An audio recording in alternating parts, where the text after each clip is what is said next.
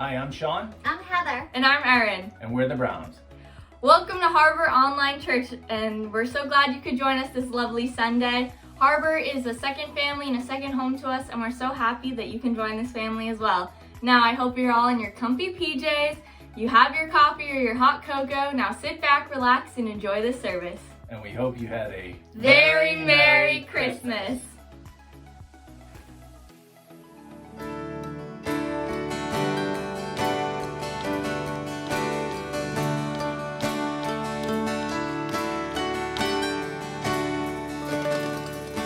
Darkness, we were waiting without hope, without light, till from heaven you came running.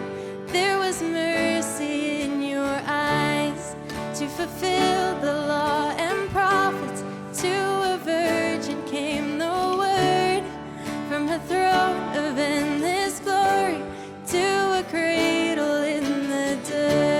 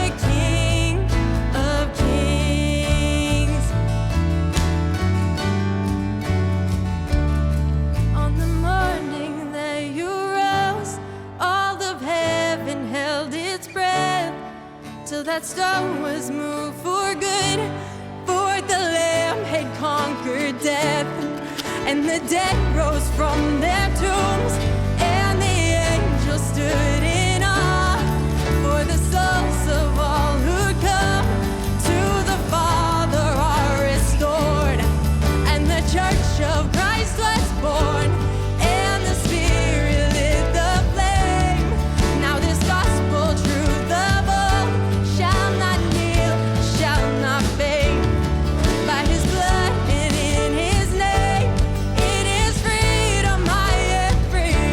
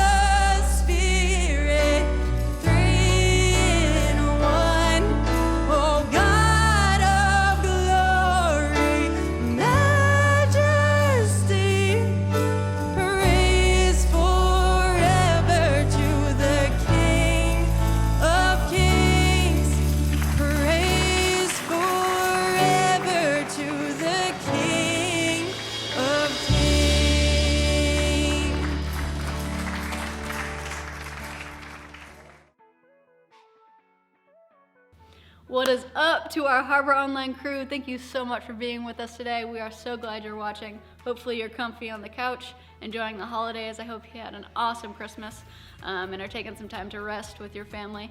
I do want to let you know a few quick things before we get into the message. First and foremost, this Thursday, also known as New Year's Eve, we will not be having our usual Thursday night service. We're going to be partying, and we want to give that Thursday night crew a chance to take some time off as well and just spend the holidays with their loved ones. So do not plan on showing up at the church because we won't be here. And also, even more importantly, Connect groups are starting in just a couple weeks, and you need to sign up. If you don't know what Connect groups are, they're a chance during the week to get together with a smaller group of people and just go a little deeper than you really can on a Sunday morning, dig into the message or dig into a specific topic. We've got virtual Zoom options and in-person options depending on your comfort levels, but I guarantee we've got something for you. So go online, check that out. The info will be on the screen on how you can sign up, but I guarantee you need to sign up, grow in your faith, make some friends, take those steps that will help you get closer to God. That's all I got for you today, but I do want to encourage you, if you're watching with us online, let us know you're here. Comment. Pastor Josh needs that encouragement, He's got to know that you're enjoying the message and interact with your friends. Make this online service as good as it can be. We love you guys. We'll see you next week.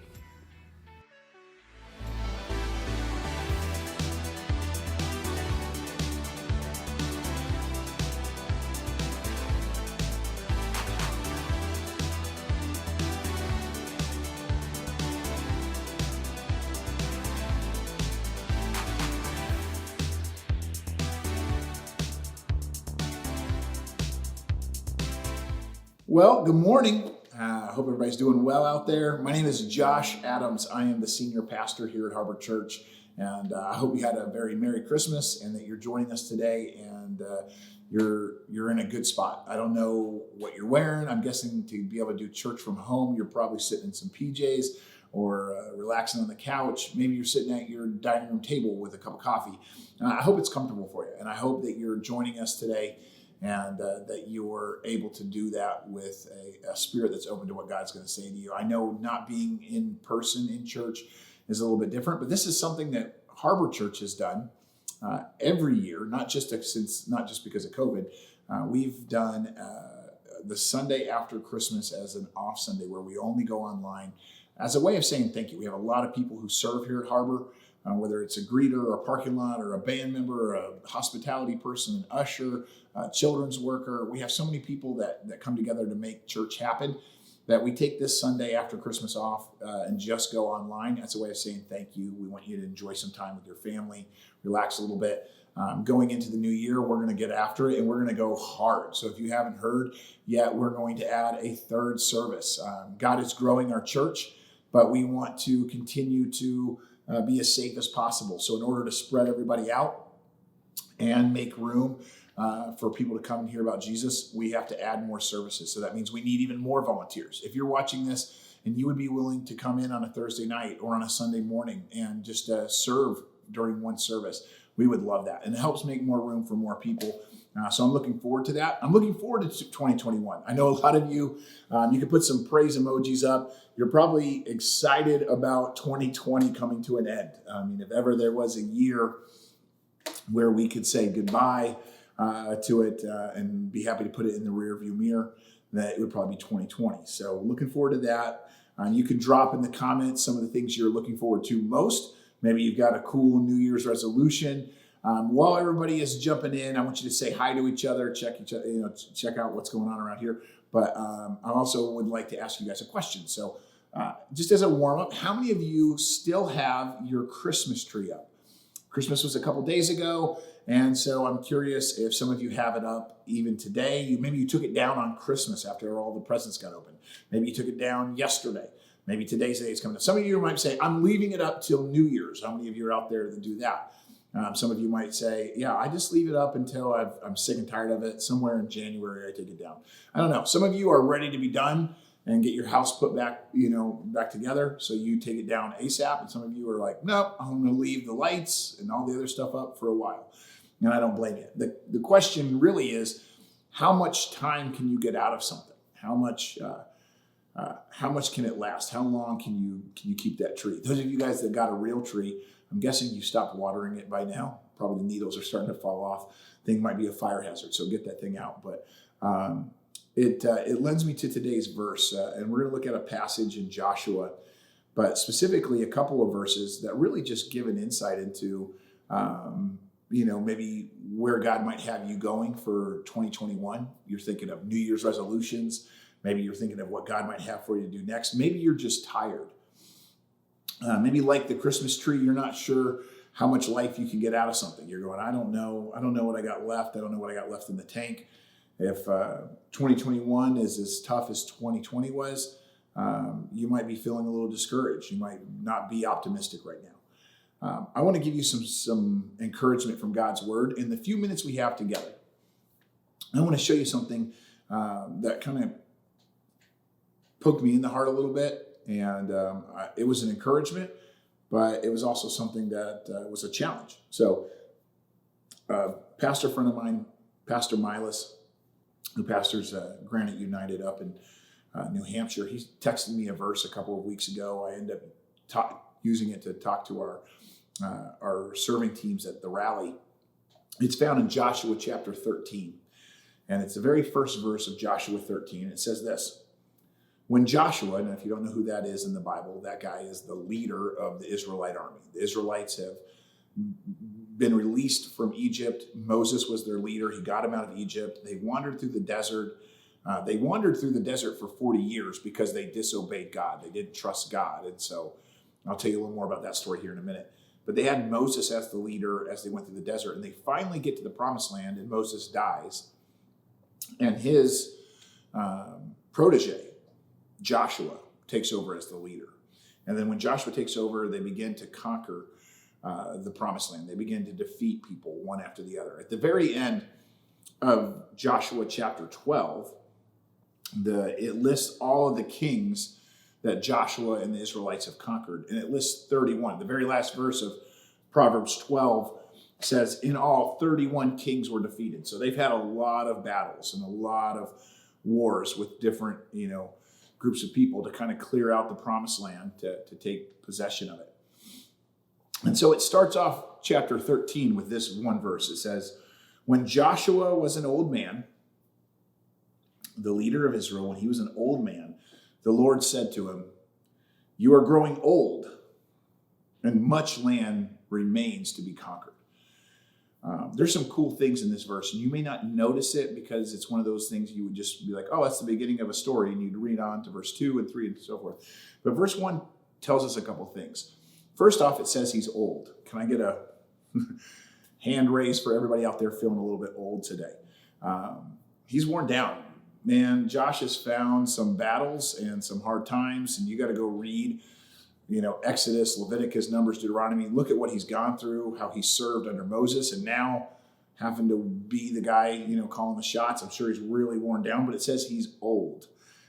This could be a theme verse for a lot of us for 2020, man. We feel pretty old. But what that also means is he made it. He lived to old age. Only one other guy, and we'll talk about Caleb here in a second, but only one other guy lived to be old like Josh is now. Joshua and Caleb gave a good report when it came to trusting God. And because they were the only ones that were optimistic, that had faith, God spared them. But everybody else that was their age dies off and doesn't get to go into the promised land. So he's got a lot of young people around him, but he and Caleb are really the only old guys. And it says that he's worn down, but it can't be missed that he made it. And a lot of us feel like, I'm not sure. The testament of being old and having some gray and having some wrinkles, man, you've gone through it. Those are battle scars. That speaks to the wisdom, hopefully, that you've gained. But what I like about it is this, and there's three things I got out of this.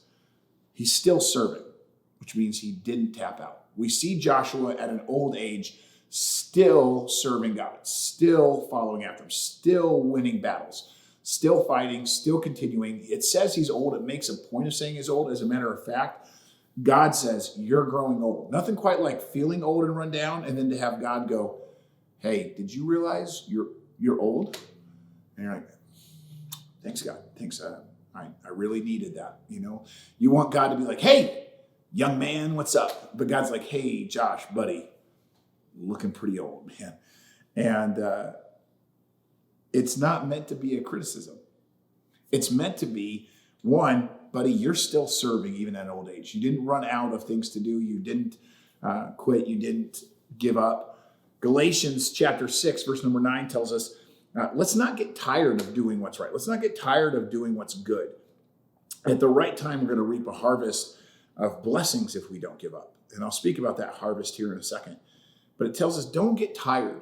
Just because you're getting old, just because it's been a rough year, I want you to look forward to 2021 with some optimism. Come on, somebody write something in the comments that you're looking forward to.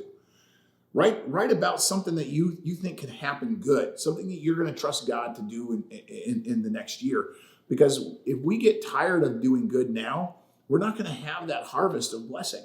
We have to keep going forward. Let's get old doing the work.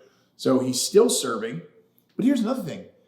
God speaks to him. So that means not only is he still serving in his old age, at his old age, God is still talking to him. He's still hearing from God. It talks to his, it's a awesome testimony to his character that he is at an old age still walking with God. Because a lot of the Bible, you see people that are young doing something for God, but as they get older, they screw up. They royally mess up. They do some things in their life and they forfeit their walk with God.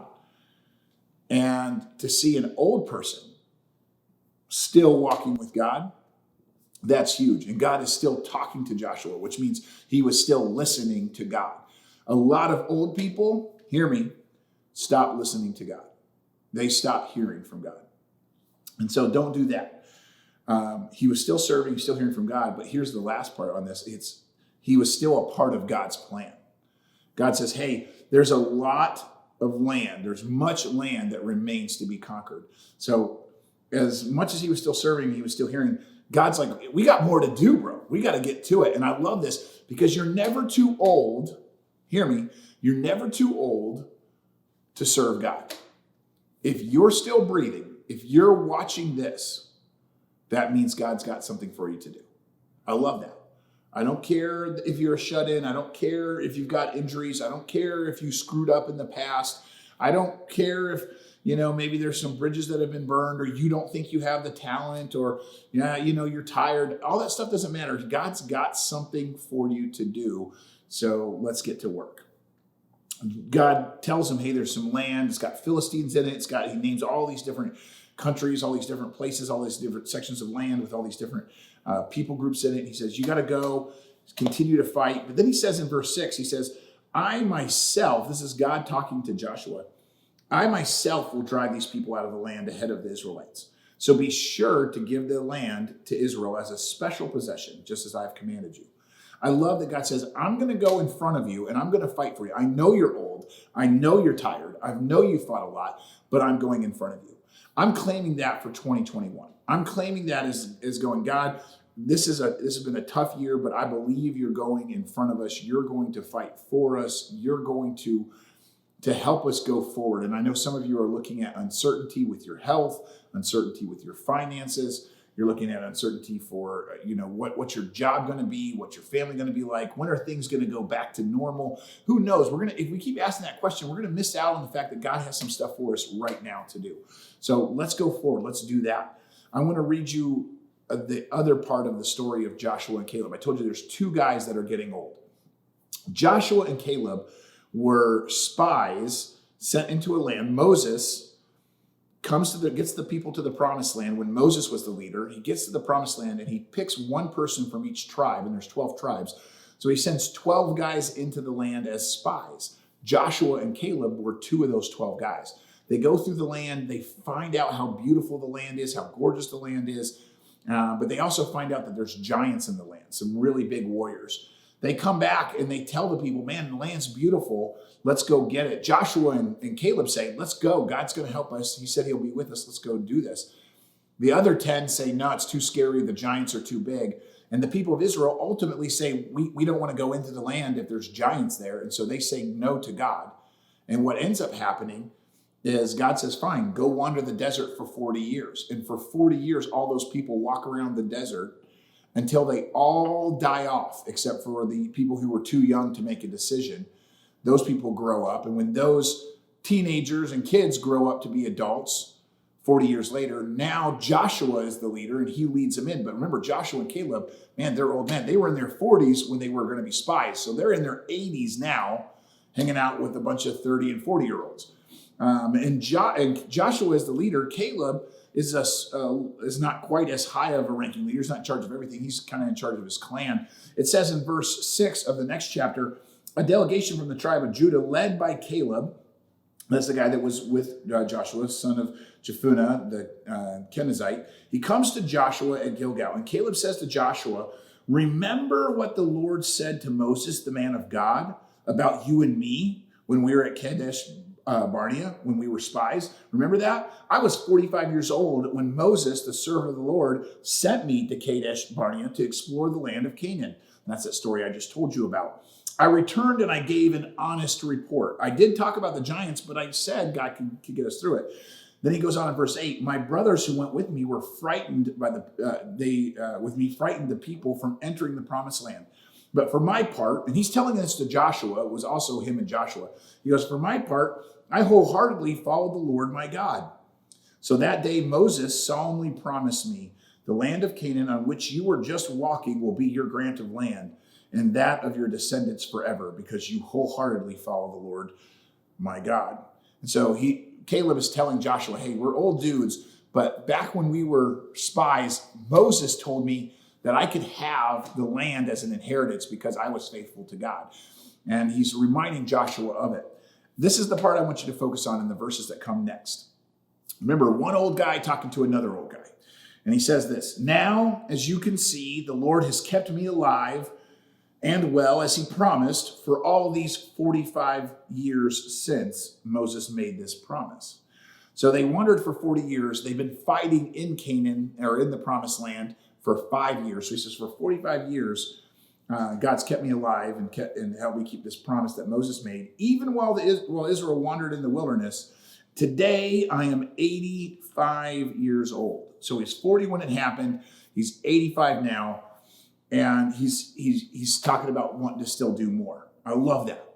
85-year-old Caleb is demonstrating for us what it looks like to still have some drive, to still have some passion.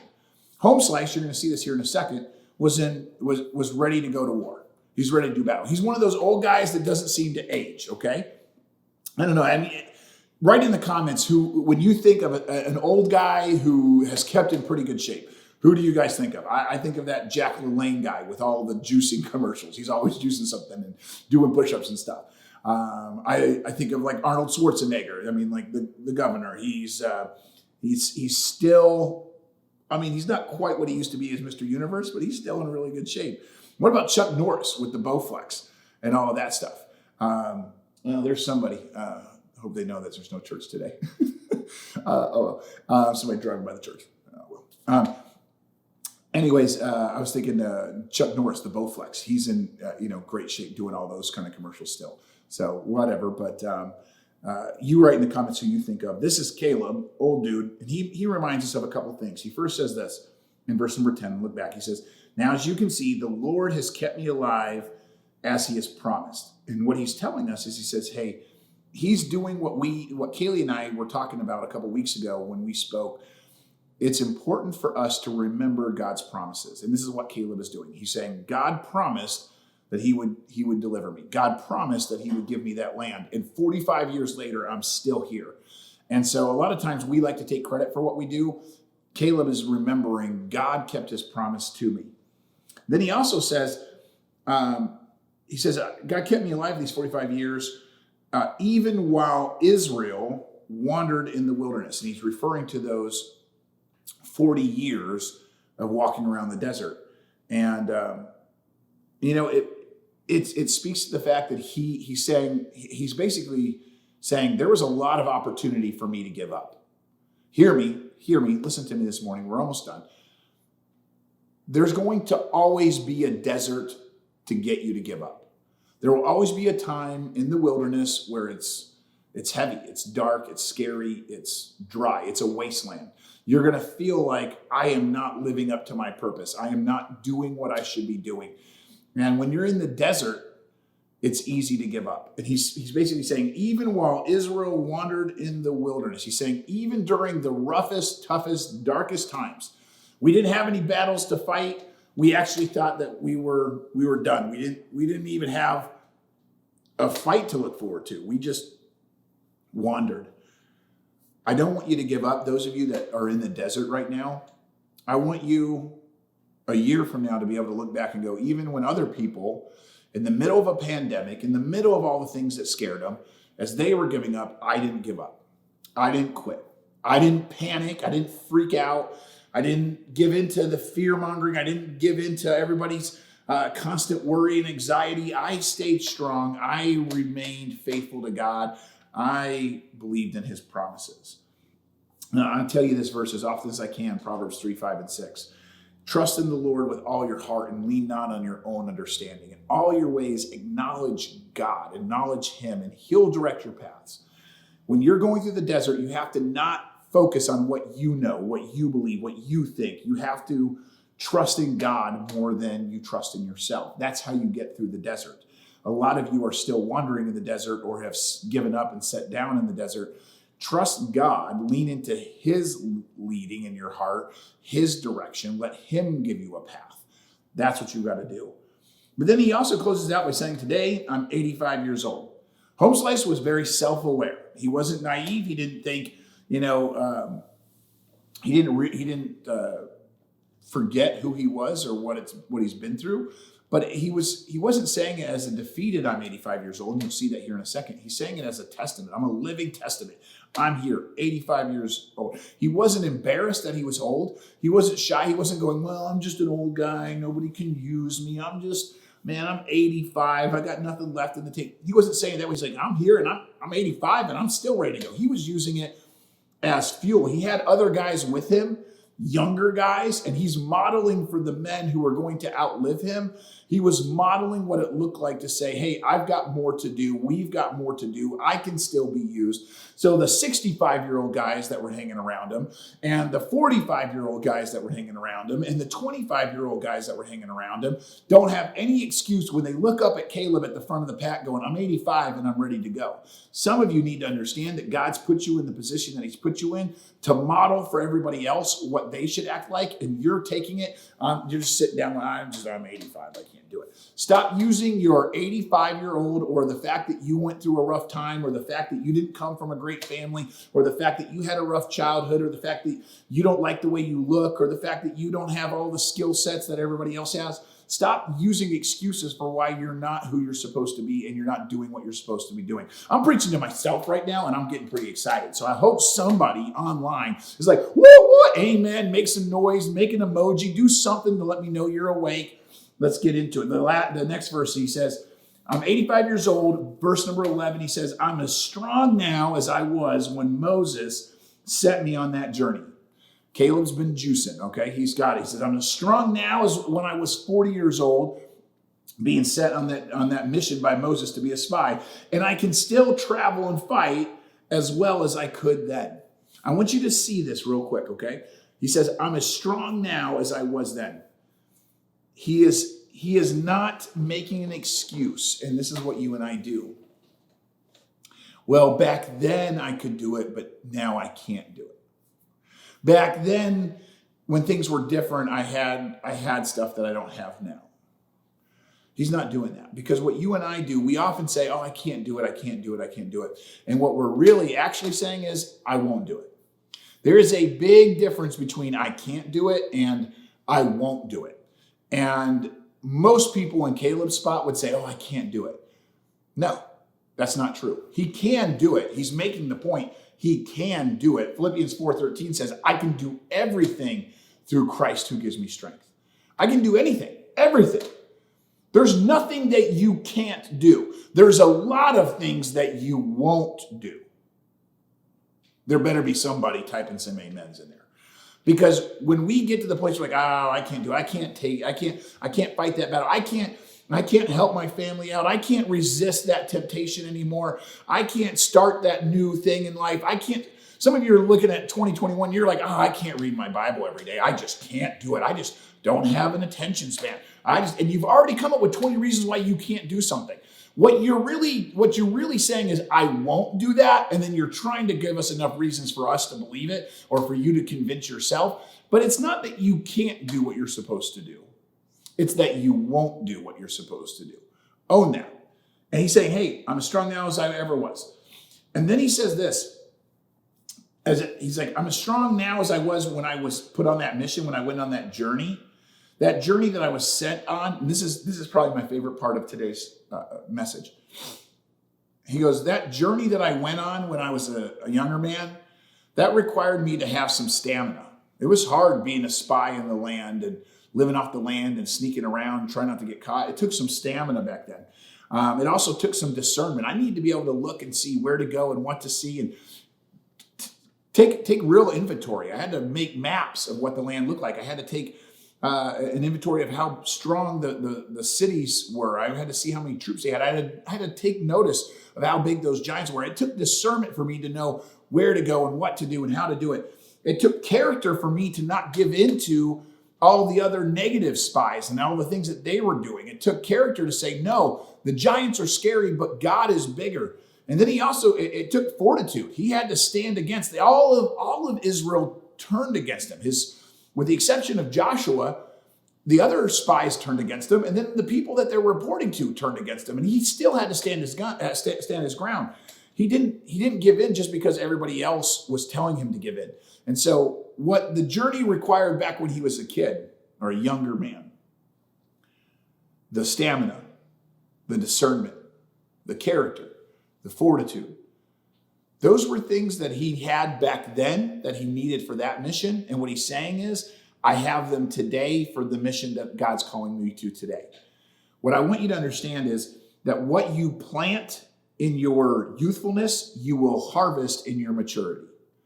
What you plant right now as whatever age you are, and I know I'm talking to old people and young people. So if you're really young, hear me out on this point. The things you're giving into right now will affect you when you're older. If you're giving into peer pressure, if you're giving into the temptations that all the other people your age are giving into, you will be a weaker, more corrupt, older version of yourself, just like they will. But if you want to be a Caleb, if you want to be the person at the end of their life, or a Joshua who's still hearing from God, who's still walking with God, who still has more left in them, and God still wants to use them, still has stuff to do through them. If you want that power in your life, don't look like everybody else does right now. And I'm saying that to the 5-year-old, the 15-year-old, the 55-year-old, and the 105-year-old. Do not give in to the people around you looking like and acting like and thinking like. Everybody around you is freaking out. Stand strong. Everybody around you is giving into temptations. Stand strong. Everybody around you thinks that the best plan is to ignore God and do what they want. You stay faithful. The things that you plant when you're young, the things that you plant when God gives you missions right now will be the things that you harvest and will need to use later on in life. Some of the people I know right now that are struggling, they gave in to their desire to party, to sleep around, to be selfish, to idolatrize everything, to pursue all the stuff that the world has to offer. And then when they got older, it took a wear and a tear on them in a way that they could never have really expected, because nobody said that to them when they were 20. Nobody told them that as a 40-year-old they needed to pull their head out of their butt. But what happened is, as they got older, they went, wow, I've really jacked my life up. I've pursued a lot of things that have ruined my heart, broken my body down, tore my family up, burned relationships. If only I had known then. And what Caleb is saying, I had the character back then. I did the right things back then, and they have carried me through. And today I'm standing here as a man of character to do what it is that God's calling me to do. He also says this, I can still, in the same verse, I'm strong now as I was when I went on that journey. He says, I can still travel and fight as well as I could back then. I love this. I could travel and fight. To travel means I'm able to go on the offensive. I'm able to go to where the enemy is. He's saying, I do not have to sit back. Back in this day when a lot of people still went to war, the old guys stayed home because they couldn't travel. They were there mostly for defense. They were to sit back at the cities, the towns, lock the gate, while the young guys went off and fought. The old guys couldn't take the battle to the enemy anymore. The best they could do is wait and see if the enemy came at them. And that's what a lot of people are doing today. And I know I keep saying old and young. You might be 20 years old listening to this, but you're taking the posture of the old guys. And the point of today's message is that age is irrelevant. We've got young people acting like the old people. We've got old people who can act like young people. It's all up here in where you're going to trust God, how you're going to follow after him. Caleb says, listen, I can still travel and fight. Means I can still go out. I can still go on the offensive. I don't have to sit back. Those of you that are hearing me today, you do not have to sit back and wait for life to happen to you. You can go get after it. You can go do something. You can make things happen even now. Even as tired and as worn down as you are, you can make some things happen. Do not sit back and go, I have to be passive. No, you don't. You do not have to be passive. He says, I can still travel and I can still fight. Meaning, I know that it's my job as a follower of God. It's your and I's job today as Christians, as believers, to go attack, kill, vanquish, destroy the evil that we see around us. We are not to sit back and go, oh, I wish somebody would do something. It's our job to go attack evil, to go be on the offensive. I'm not saying go be an offensive person, be a jerk. There's too many people that are quote unquote Christians, church people that are just offensive. I'm not saying go annoy people and yell at them and point your finger. I'm saying go find sin, go find the things that are wrong and be a difference maker, be a light in darkness. Go be the kind of person who brings peace and calm to a workplace that's filled with panic and fear. Go be a person who brings generosity to your classroom when it's filled with kids that only display greediness. Go show self-control in a family or in a group of friends that just live in complete selfishness. This is what we got to do. We got to go do some damage. Somebody type, do some damage. Come on, do some damage. There's got to be something somewhere where God can use you to be an impact. If you see injustice in your home, if you see corruption taking place in your government, if you see people hurting and nobody stepping out to help, if you see people who are friendless, go take on that sin that is so prevalent in the world through the power of Jesus. Somebody who's been forgiven can go and say, that's not the way it should be. And you do some damage to the brokenness that's in this world. He goes on in verse number 12, and this is the last verse. He says, this after he makes his point to Joshua, he goes, dude, I'm old, but I still got a fight left in me. He makes his ask. He finally makes his request. In verse number 12, he says, so give me the hill country. Give me the hill country that the Lord promised me. I want that mountain, is what he's saying. Because I want that mountain. That's what God promised me. You'll remember as scouts, Josh, you remember 45 years ago when we were running around, we found the descendants of Anak. That means giants. Anak was a group of giants. Like this is where Goliath probably got his ancestral roots from as well. I mean, big, tall people living there. Great wall towns. There are big, huge people living in huge towns, living in the hill country. But if the Lord is with me, I will drive them out of the land, just as the Lord said. Here's how that verse breaks down. First off, he says, so give me. What he's saying is, I want a mission. I want a mission. I want a mission. Give me a mission. Put me on mission. Put me on point. Give me a purpose. This was his prayer. This needs to be our prayer for 2021. I need a purpose. I need a mission. I need a drive. I need something to do. God, will you give me a mission? Give me. Not like, oh, Joshua, hey, can you tell those guys over there to go take that mountain? He said, I want a mission. I want an objective. Give it to me. Give me a purpose. We quote this a lot at like graduations and stuff, or even baby dedications, but Jeremiah 29:11 is a popular verse because it speaks to God's knowledge. And God says, listen, I know the plans that I have for you. God says, I've got plans for you, says the Lord. Plans to prosper you, to give you good, to do good for you, not disaster, to give you a future and a hope. God says, I've got some stuff lined out for you. He doesn't say, I have plans that don't involve battles. And that's what a lot of us want. Give me a mission That's real easy, doesn't cost me anything, won't hurt me. I don't have to give any of my money. I don't have to trust God with any of my time. I don't have to really be ever outside of my comfort zone. That's not a mission. That's a vacation. What he's asking for is, I want a mission. God, do something in my life that will help me grow and bring you glory. And that's what he says, give me. But then he says, give me what? Give me that little stretch of beach over there. Give me that little area that we've already conquered. No, he says, give me the hill country. The hill country that's inhabited by giants with huge cities. If you don't understand military tactics, what it's like to do warfare, especially warfare where there's no artillery, warfare where it's hand-to-hand combat, the most long-range things they have are spears and bows and arrows. You do not want to take on the people at the top of the hill. Maybe when you were a kid, you played King of the Mountain, King of the Hill, something like that, where it's the one who's on top who has the advantage. Everybody else has to struggle to get up to him. He says, I want the toughest battle we've got. I want the hill country where they have the elevated ground, they have the high ground, they have the walled-in cities so they can lob stuff down on us, and it's the biggest people in the land. It's the giants. It's the biggest, baddest warriors around. I want that one. He wants the biggest, baddest battle. I love that. There's got to be somebody. There's got to be some man, some woman listening to this right now that's like, yeah, that's what's in my heart. I don't want a cakewalk. I don't want the easy stuff that everybody else has. I want something that makes a difference. And if that means I take on the biggest, ugliest, hairiest, scariest thing, God, give me that. And maybe God has put something in your life and it is scaring the crap out of you right now.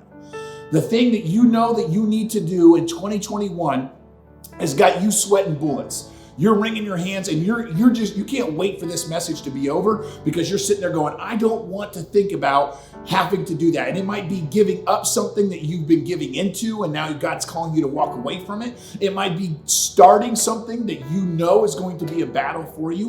It might be trusting God in an area where you haven't had victory yet, or you really struggle to trust him. I don't know what it is. I don't know who it is that God's putting on your heart. I don't know how big it is. But if it's scary and it's audacious, good. That means that God's saying, I want this to be something where you have to have faith in me. I want this to be something where you can't trust yourself next year. You've taken it easy in 2020. You've whined a lot and you've watched a lot of TV and you've come up with a lot of excuses. But 2021, I want to do something through you that you can't do on your own. And when you start feeling that, when you start looking at the hill country, when you start saying, man, that's the enemy's stronghold, then you know you got a mission and you know you got something where God's going, I got something big for you. And then he says it this way, that's the stuff that the Lord has promised me. He once again is remembering God's promises like he did before. And then he says, if the Lord is with me, if the Lord is with me.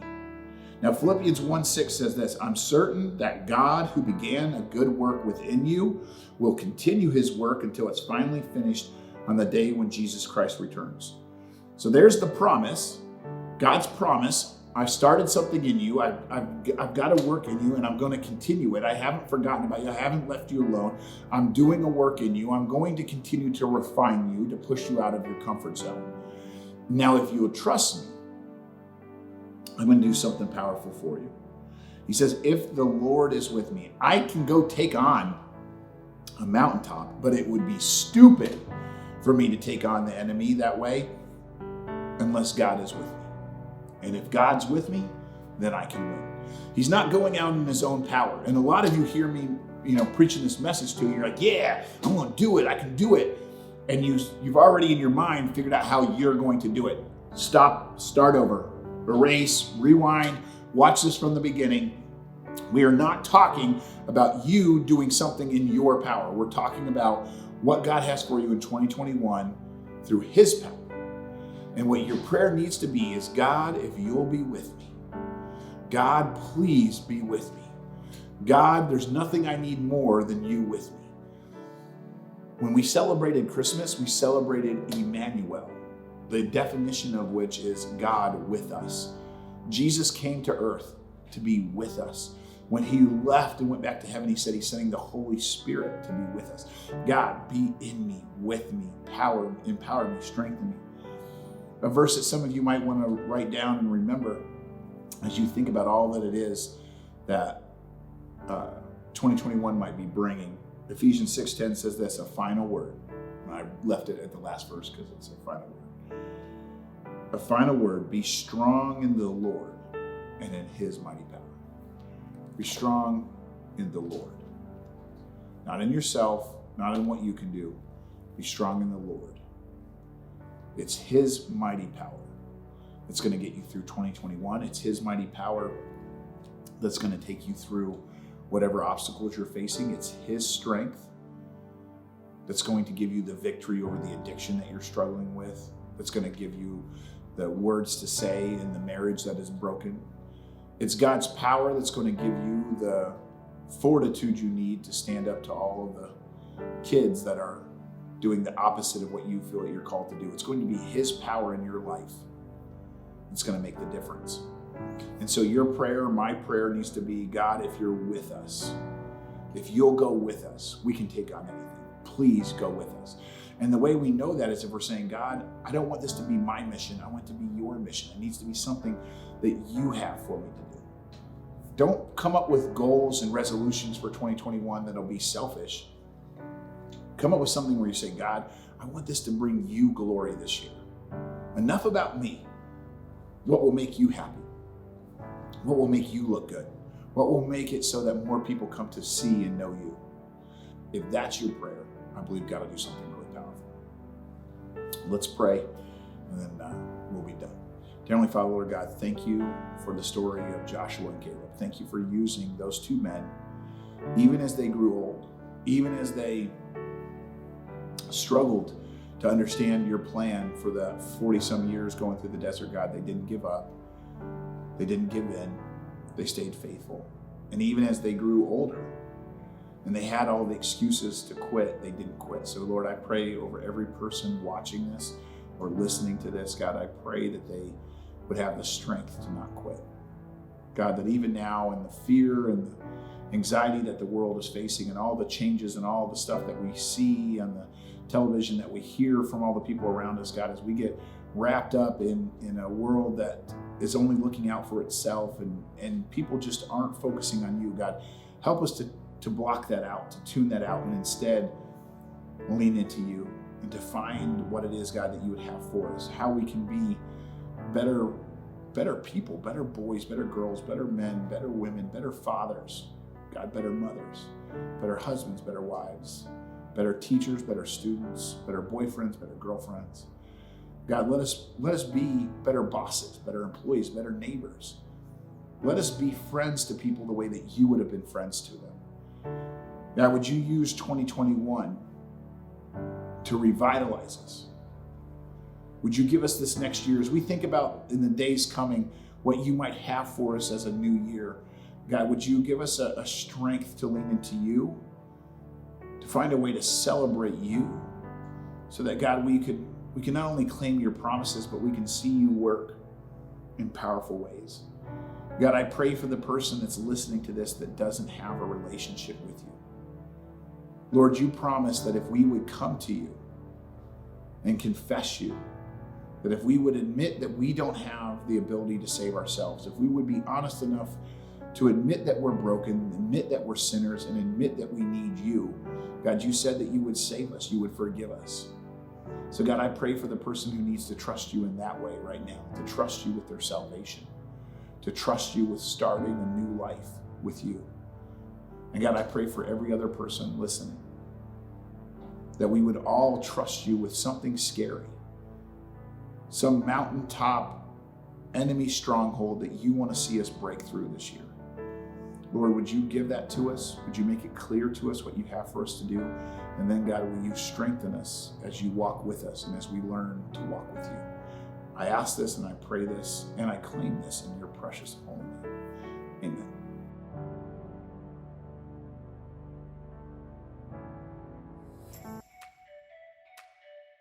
Hey guys, I'm Ron and I'm here at Harbor with you guys worshiping the Lord today. Thanks a lot for taking time out of your holiday weekend to spend in worship with Jesus Christ. Our desire is that you would receive the gift of eternal life, which is given to us through Jesus Christ our Lord.